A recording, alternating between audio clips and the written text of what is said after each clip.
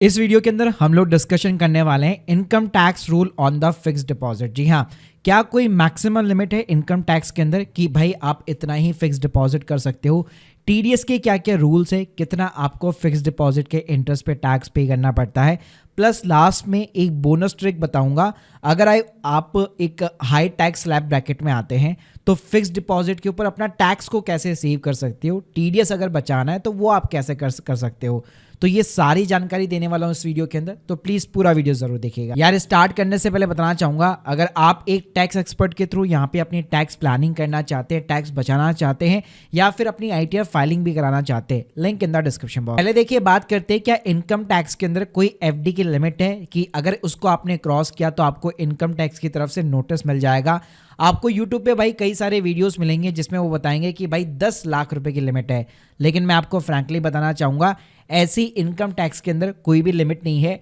ये जो 10 लाख रुपए की लिमिट होती है वो केवल एसएफटी रिपोर्टिंग के लिए होती है। एसएफटी का मतलब होता है statement of the financial transaction. तो यहाँ पे जो है इनकम टैक्स डिपार्टमेंट ने बैंक्स को बोला हुआ है कि अगर कोई भी पर्सन सिंगल बैंक के अंदर 10 लाख रुपए एक साथ या मान लीजिए टुकड़ों के अंदर पूरे फाइनेंशियल ईयर के अंदर फिक्स्ड डिपॉजिट यहाँ पे क्रिएट करता है या उसकी रिन्यू होती है, तो भाई हमें एक एसएफटी के थ्रू यहाँ पे रिपोर्ट भेज दीजिएगा। तो ये केवल एसएफटी रिपोर्टिंग पर्पस के लिए 10 लाख रुपए की लिमिट है। इसका मतलब ये नहीं है कि अगर आप 10 लाख से या 50 लाख, 1 करोड़, 5 करोड़ की एफडी बना देंगे तो आपको इनकम टैक्स डिपार्टमेंट की तरफ से नोटिस मिल जाएगा। तो ये लिमिट सिर्फ रिपोर्टिंग पर्पस के लिए दी गई है, इसका इनकम टैक्स नोटिस से कोई लेना देना नहीं है। अब बात करते कि भाई फिर इनकम टैक्स डिपार्टमेंट को पता कैसे लगता है कि एक पर्सन के नाम पे कितनी फिक्स्ड डिपॉजिट क्रिएट हो रखी है या कितनी उसने रिन्यू करा रखी है। तो देखिए पहले तो यहाँ पे कोई सिस्टम नहीं हुआ करता था, मतलब पैन कार्ड जरूर आपके बैंक के साथ में अलाइन होता है, लेकिन अब तो भाई इनकम टैक्स डिपार्टमेंट काफी ज्यादा स्मार्ट हो चुका है। इन्होंने ला चुका है एनुअल इंफॉर्मेशन स्टेटमेंट और पिछले 3 साल से बैंक का इंटरेस्ट भी ट्रैक करना काफी ज्यादा इजी हो गया है। तो देखो अगर आप इनकम टैक्स पोर्टल के ऊपर जाओगे, आप सिंपली यहाँ पे साइन अप करते हो अपने पैन कार्ड के साथ में, भले आपको इनकम टैक्स रिटर्न फाइल नहीं करनी है, स्टिल एक बार यहाँ पे जरूर साइन अप कर लीजिए। साइन अप करने के बाद में सिंपली यहाँ पे आपको एआईएस का बटन मिल जाएगा, इसके अंदर जाइए। अब गाइस यहाँ पे क्या होता है, सिंपली आपको फाइनेंशियल ईयर यहाँ पे सेलेक्ट करना है और आप देखेंगे आपके पैन कार्ड के अगेंस्ट में यहाँ पे जितने भी ट्रांजैक्शन है वो सारे आपको दिखाई देंगे। तो यहाँ पे आप देख सकते हैं, चाहे आपकी सेविंग बैंक अकाउंट का इंटरेस्ट हो या आपने मल्टीपल बैंक के अंदर एफडी करा रखी हो, रिन्यू करा रखी हो, उससे जितना भी आपको इंटरेस्ट मिला है, चाहे 10 रुपए मिला है, 20 रुपए मिला है, 1000 रुपए, 10, 15, वॉट जो भी अमाउंट मिला है, वो पर्टिकुलर सारा अमाउंट आपको बैंक वाइज यहाँ पे प्रॉपर तरीके से दिखाने वाला है। इसका मतलब ये है कि भाई इनकम टैक्स डिपार्टमेंट को सारी चीजें यहाँ पे पता है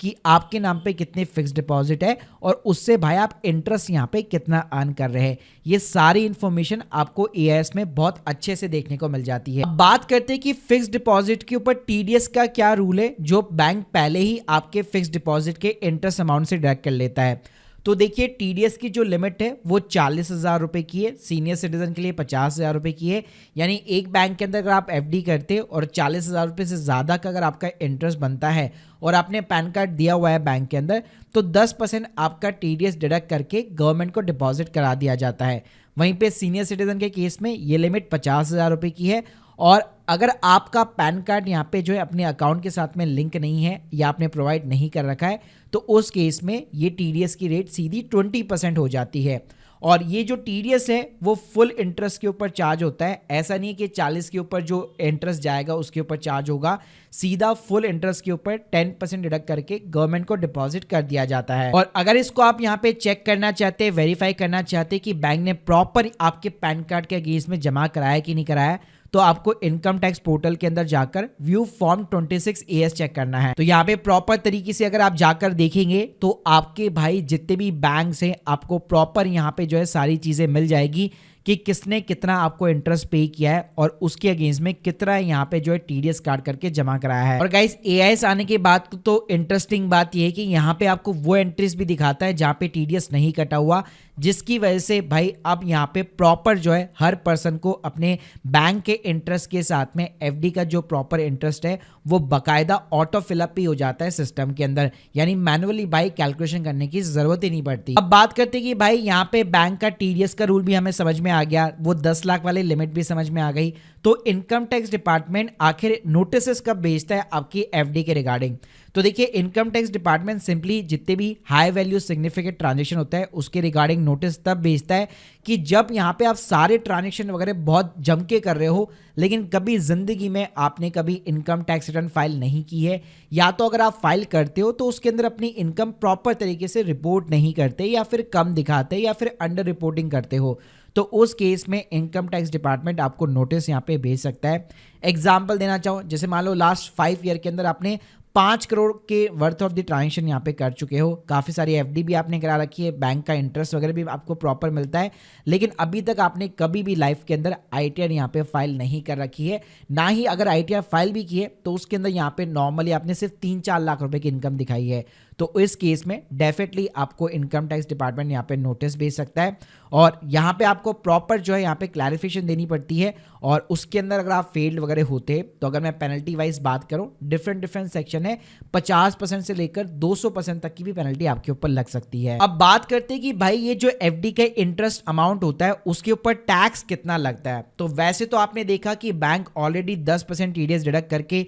गवर्नमेंट को जमा करा देता है, तो क्या 10% का टैक्स लगता है? ऐसा बिल्कुल भी नहीं है। एफडी का जो इंटरेस्ट रेट होता है वो स्लैब बेसिस के ऊपर यहाँ पे टैक्सेबल होता है, जिसके अंदर सिर्फ एफडी का इंटरेस्ट नहीं, आपकी सैलरी की इनकम हो गई, कोई अदर इनकम है, रेंटल इनकम है, इन सभी को यहाँ पे काउंट किया जाता है। तो देखिए, अगर राइट नाउ मैं बात करूं, हमारे इंडिया के अंदर 2 टैक्स स्लैब यहाँ पे चलती है, एक ओल्ड रिजीम में चलती है, एक न्यू रिजीम में चलती है। यहाँ पे आप देख सकते हो ओल्ड रिजीम के अंदर 2.5 लाख रुपए तक कोई टैक्स नहीं लगता है, न्यू रिजीम के अंदर भी ऑलमोस्ट 3 लाख रुपए तक कोई टैक्स रेट नहीं है। तो ओवरऑल अगर मैं बात करूं, अगर आपकी 2.5 लाख रुपए तक इनकम है, जिसके अंदर आपका एफडी का इंटरेस्ट भी आ गया, आपकी सैलरी की इनकम आ गई, आपकी कोई अदर इनकम है वो आ गई, तो सब कुछ मिला के अगर 2.5 लाख के नीचे अगर आप अर्न करते हैं इंडिया के अंदर, तो आपको इनकम टैक्स रिटर्न फाइल करने की जरूरत नहीं है। और गलती से अगर बैंक ने आपका टीडीएस काट लिया है तो आप आईटीआर फाइल करके अपने टीडीएस का रिफंड गवर्नमेंट से क्लेम कर सकते हो। और अगर मैं बात करूं न्यू टैक्स रिजीम की, जहां पे 7 लाख रुपए तक कोई इनकम टैक्स नहीं लगता है,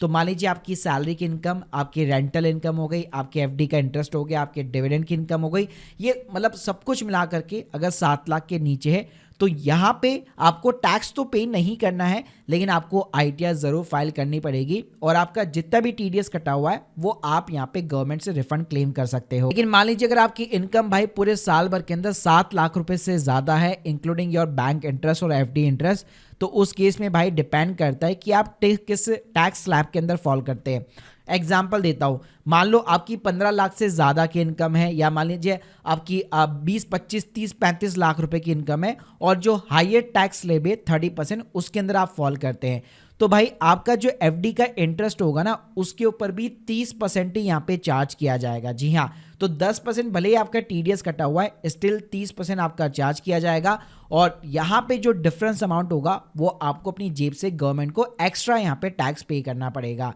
तो इसका ध्यान रखिएगा, टीडीएस का रिफंड तभी मिलता है जब आपकी टैक्स लायबिलिटी यहाँ पे कम हो, लेकिन टैक्स लायबिलिटी अगर ज्यादा है, टीडीएस कम है, तो उस केस में आपको अपनी जेब से गवर्नमेंट को पे करना पड़ता है। अब बात करते हैं उन लोगों की जो 30% टैक्स ब्रैकेट के अंदर फॉल करते हैं, वो कैसे भाई एफडी के इंटरेस्ट पे टैक्स सेव करे। तो देखिए, एफडी के इंटरेस्ट पे टैक्स सेव करना वैसे तो पॉसिबल नहीं है लीगली। यहाँ पे एक अल्टरनेटिव रूट आप ले सकते हैं, एफडी की जगह आप आर्बिट्राज म्यूचुअल फंड के अंदर इन्वेस्ट कर सकते हैं, जिसके रिटर्न्स ऑलमोस्ट आपको एफडी के इक्वली मिल जाते हैं, लेकिन वो इक्विटी के अंदर काउंट हो जाता है, और इक्विटी म्यूचुअल फंड के ऊपर 12.5% का टैक्स रेट लगता है। और अच्छी बात यह है कि लॉन्ग टर्म कैपिटल गेन के ऊपर 1,25,000 रुपए की एग्जेम्पशन लिमिट भी देखने को मिल जाती है। तो इस मेथड के थ्रू जो भी 30% टैक्स ब्रैकेट के अंदर फॉल करते हैं और एफडी के इंटरेस्ट पे भी अच्छा खासा उनको टैक्स पे करना पड़ता है, इस अल्टरनेटिव मेथड के थ्रू वो जा सकते हैं। सो गाइस, अब आपको सारी चीजें समझ में आ गई होगी। अगर आपका भी एफडी पे टीडीएस कटा हुआ है और एक्सपर्ट के थ्रू अगर आप रिफंड क्लेम करना चाहते, कंसल्टेंसी लेना चाहते,